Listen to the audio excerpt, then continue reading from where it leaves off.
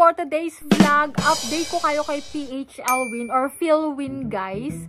So, dahil marami akong nare-receive na comment sa mga videos ko about PH Elwin or Philwin na nga, marami silang na-encounter na problem or nagwi-withdrawal fail na naman. Sila dito kay PH Elwin or Philwin, no? Guys, isa-isahin kong babasahin yung mga comments ninyo. So, yung mga repeat questions ay hindi ko nababasahin pa isa-isa, no? So, dito guys, kung hindi ko man masagot yung mga tanong nyo, is pwede nyo i-comment dyan sa baba para ma-replyan ko kayo mamaya. So, nga pala guys, before tayo magsagot ng mga katanungan ninyo about kay Philwin or PH Elwin, announce ko lang po yung mga winners ko sa aking pag-giveaway. So, nga pala guys, kung ikaw ay gustong sumali sa ating pag-giveaway, huwag mong kalimutang mag-subscribe, i-like yung video na to at mag-comment ka dyan sa baba para automatic nakasali ka sa ating giveaway. So, ito na nga guys yung aking screen recording ng mga nanalo sa aking pag-giveaway last time. So, yan. Congratulations po sa inyo. I-PM nyo na ako guys para maisan ko na sa inyo agad yung inyong premyo. No? Ayan, maraming po salamat sa mga nag-comment at sumali sa ating mga pag-giveaway. So, yan na nga. Huwag mong kalimutan mag-subscribe at i-like at mag-comment dyan sa video na to para makasali ka sa ating next giveaway. Ano? Yan guys, proceed na tayo dun sa ating video. Nga pala guys, kung ikaw ay first timer at wala ka pang idea sa PH Elwin or Philwin guys, at gusto mong kumita rin katulad namin, is click mo dyan yung link ko dyan sa baba para mag-direct ka dun sa application. No? Magre-register ka lang using your Gmail account and your active mobile number and then yun na guys. At yun na nga guys, kung ikaw yung isa sa nagkaka-problema or nakaka-experience ka ng problem dito kay PH Elwin, so ngayon, mag-stay tuned ka lang dyan. Baka mamaya nandito na rin yung tanong mo sa mga babasahin ko. So, if you're interested sa video na to, so keep on watching. At yan na nga guys, dahil nga maraming nagko-comment dito sa aking mga videos na ginawa last time about withdrawal fail dito kay PH Elwin. Sa ngayon guys, marami na din talagang nagko-comment pa rin hanggang ngayon na nakakaranas sila ng mga issue ng withdrawal failed pa rin dito kay PH Elwin. Buksan ko lang yung aking videos. Babasahin ko isa-isa yung inyong mga comments, no guys. So dito guys, update ko lang sa inyo. Under maintenance pa rin po ang PH Elwin. So nag-message sila sa kanilang Telegram account. Pwede nyo yung buksan. Pwede ka doong mag-login para malaman mo kung anong update dito kay PH Elwin. Kung okay na ba siya at yung about sa mga recharge nyo nga, no? So, ngayon guys, under maintenance pa rin sila. Marami pa rin nagkakaproblema dun sa mga nag-recharge kagabi. February 15, 2023, no? Yung mga nag-recharge kagabi, no? Marami pa rin talaga nagkakaproblema na hindi pa rin daw talaga pumapasok yung kanilang recharge na unpaid pa rin. Naka-initiate na siya pero unpaid pa rin dun sa kanilang account. Ano? So, dito guys, basahin natin yung mga tanong nila isa-isa, no? Eto, galing kay Dreyfield. Sabi dito, ano po yung ilalagay sa account number sa may baba ng GCash option? Ayan guys, Dreyfield, kung ikaw po ay nanonood, ang ilalagay po doon kapag ikaw ay nasa withdrawal, natural po, GCash account mo po yung ilalagay mo doon. And then guys, last time diba sinabi ko na hindi siya magi-start sa 0 yung GCash account mo doon sa account number. Pero ngayon guys, dapat magi-start na siya sa 09. Kung halimbawa 0938, 067, ang start na po ay ilalagay mo doon ay 09. Dapat po magi-start na doon yung account number na ilalagay mo.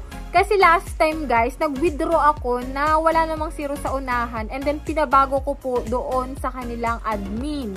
Which is, magchat-chat ka doon sa live chat nila. Yun nga lang guys, mabagal mag-reply yung nasa live chat. So yun, inantay ko talaga na may mag-comment, ay may mag-reply sa akin doon. Kasi nga, na-stress na ako nung panahon na yun kasi meron akong withdrawal. Gusto kong i-withdraw. Pero hindi ko ma-withdraw kasi nga daw, nag-update sila ng system na kailangan mag-start na sa 09 yung number mo sa GCash account, doon sa account number, doon sa withdrawal. Kaya guys, ilalagay mo doon sa account number mo guys, ay yung GCash account mo.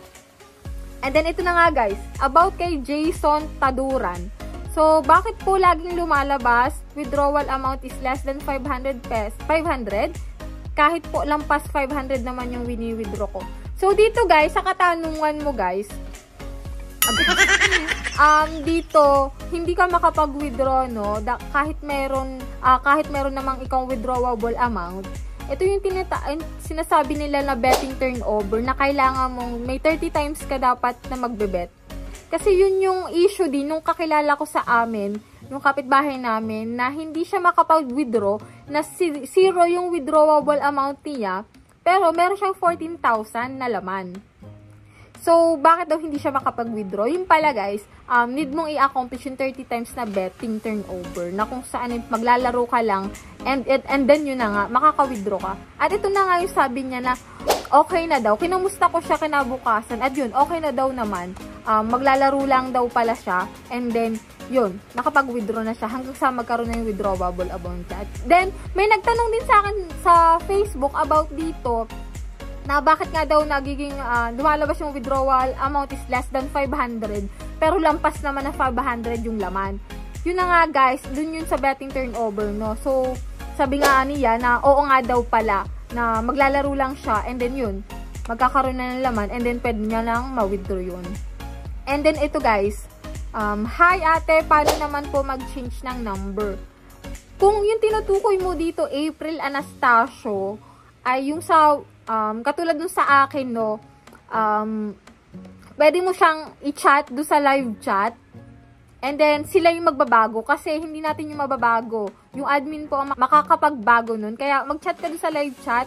Yun nga lang guys, konting pasensya kasi matagal silang mag-reply, mabagal silang mag-reply, kasi nga daw, pinakita sa akin ng admin na ang daming chat about sa live chat na hindi niya maisa-isa. So, yun guys, konting pasensya kasi marami tayong naglalaro ng PHL Win, PhilWin. So, hindi sila makareply agad-agad, no? Kay Mimika, ganun din naman, paano magpalit ng Gcash number, ayaw mapalitan nung akin. So, yun na nga guys, dun ka nga mag-chat sa live chat para mabago nung admin, no? Eto guys, hindi makapag-withdraw, hahaha, pending na 1 hour sa akin awit.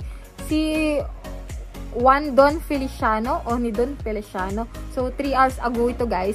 So, yan guys, meron nga silang under maintenance nga yung system nila, kaya hindi sila siguro agad-agad makapag-release ng pero. Pero ako naman guys, kanina, mamaya papakita ko sa inyo guys, na nakapag-withdraw naman ako agad-agad, and then wala pa nga siyang 30 minutes, is na-withdraw ko na yung pero, nasa akin na.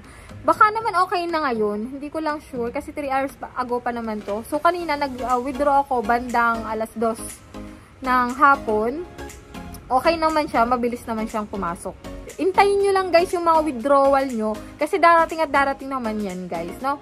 O yun, bakit ayaw ma-cash out? Siguro ayaw ma-cash out kasi wala ka sa withdrawal time, or hindi mo pa tapos yung betting turnover, no? So yun guys, about betting turnover, sabi ko nga kanina, maglaro lang kayo ng maglaro, kasi ganun yung ginawa nung aking main kapitbahay, is yun, umokay naman siya. Eto, tanong naman ni Kenneth Kabunagan. 2 days ago na ito guys, pero na-replyan ko naman siya. So, sabi niya dito, kahit ilang beses ba pwede mag-withdraw sa isang araw, ma'am? Or monthly po? So, dito guys, wala naman silang limit sa pag-withdraw. Kahit ilang beses kang mag-withdraw, basta nasa withdrawal time yung pag-withdraw mo.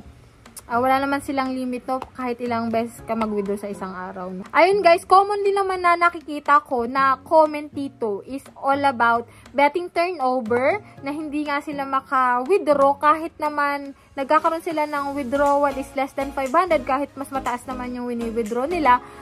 Yun na nga guys, sa betting turnover po yun, mag-bet lang kayo ng mag-bet, maglaro lang kayo, then hanggang sa magkaroon ng laman yung withdrawable amount nyo. So na nga guys, good evening ma'am, nag-recharge po ako ngayon 200 pesos, pero na-deduct na sa Gcash ko po yung 100, pero di pa recorded sa PhilWin or PHL Win. Ano ba dapat kong gawin? So dito guys, wala ka namang dapat gawin, intayin mo lang po na dumating sa iyo yung iyong recharge, kasi nga po under maintenance sila ngayon, February 2 at February 16, 2023, no? Wala pa silang update about sa kanilang system, pero nag-update na sila sa Telegram na meron sila doong customer service na link na kung saan is pwede kang mag-message doon about sa iyong recharge. So, ilalagay ko dyan sa description box guys and sa pinned comment yung link na kung saan pwede kayong mag-message about sa inyong mga recharge na hindi pa dumadating sa account ninyo at nabawas na sa iyong GCash account. Guys, need ng proof or screenshot na bayad na and successful na payment na para tayo ay may laban.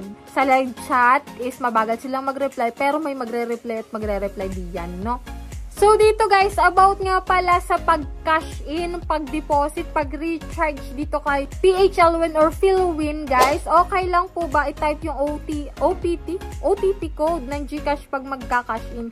Yes po. Kasi kayo naman guys yung magta-type nung PIN code ninyo and then ang OTP na magsisend. Kayo naman po yung magta-type. Talaga pong pag magka-cash in ko or magbabayad ka, talaga pong itatype po yung OTP code and then PIN code. Okay lang po yun kasi naman kayo naman yung magta-type, hindi naman ibang tao, hindi mo naman siya ibibigay sa iba, no? Doon sa account number guys and then sa phone number, isa na lang ilagay nyo kung may GCash account naman yun. And then guys, may tanong nga din pala sa akin na pwede po bang ibang GCash number or sa ibang taong yung GCash na gamitin nila? Oo, pwede po yun. Yun naman siya, withdrawal lang naman. So, yun lang naman guys yung commonly na nababasa ko sa aking YouTube videos, yung mga comment ninyo guys. Pero kung may mga iba pa kayong katanungan na hindi ko nasagot or hindi ko nabasa dito, is comment nyo na lang din dyan sa baba at sasagutin ko din yan mamaya, no? So, ngayon guys, antay na lang tayo sa system nila na maging okay. Pero, meron na nga silang binigay na service, customer service, na pwede ka doon mag-chat about sa iyong mga recharge na hindi pumasok. And then, sa withdrawables naman, is, need mong tapusin yung mga turnover, betting turnover, para ikaw ay makapag-withdraw. And then, lagi po natin susundin yung kanilang withdrawal time na 11 AM to 7 PM.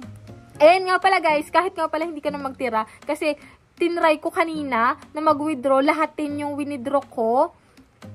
At yun, pumasok naman siya kahit lahatin ko yung withdraw ko. So, ito guys yung aking video ng pag-withdraw ulit dito kay PHL Win or PhilWin para mapatunayan natin na hindi siya scam, no? Na talagang payout itong si PhilWin or PHL Win. So, dito guys, may option ka naman na hindi i-click yung mga links na binibigay sa inyo para, kasi minsan sinasabi nung iba na sila lang yung kikita dyan kasi link nila yung binibigay. So, dito guys, share lang naman namin yung mga earning application na to. Depende na rin sa inyo kung itatry nyo ba or hindi, no? So, dito guys, ito yung aking withdrawal dito kay PHL Win or PhilWin. Kung makikita mo guys, meron na ako diyang 35,203 pesos. And ito na nga guys, dito sa home, makikita mo diyan yung kanilang live support, application, and Telegram. So, dito sa live support, dyan ka na nga mag-chat. Lalagay mo lang naman dyan yung iyong email and then start the chat na. So, yun. Kung may katanungan ka, dun ka magtatanong na. Punta tayo dito guys sa share. So, dito guys, makikita mo na yung reward. May mga rewards dito yung sa PhilWin na kung saan is yung agent achievement mo, kung i-share mo yung link mo and then makapag-invite ka and then may mga mag-deposit, eto, may mga commission ka pa rin makukuha dito. O, diba maganda? Dito guys, meron ako ditong achievement na 100 na depositor and then yun, may 1,600 ako na commission. So, yan, collection. O, click mo lang yung collection and then yan nga, congratulations, you finished the agent achievement. So, naging 36,803 pesos na yun. So, dito guys, sa recharge, 200 yung pinaka-minimum and then 30,000 pinaka-maximum, no? Ayan, kung makikita mo dyan, withdrawal rate is 2.5%. So, ito yung withdrawal history ko.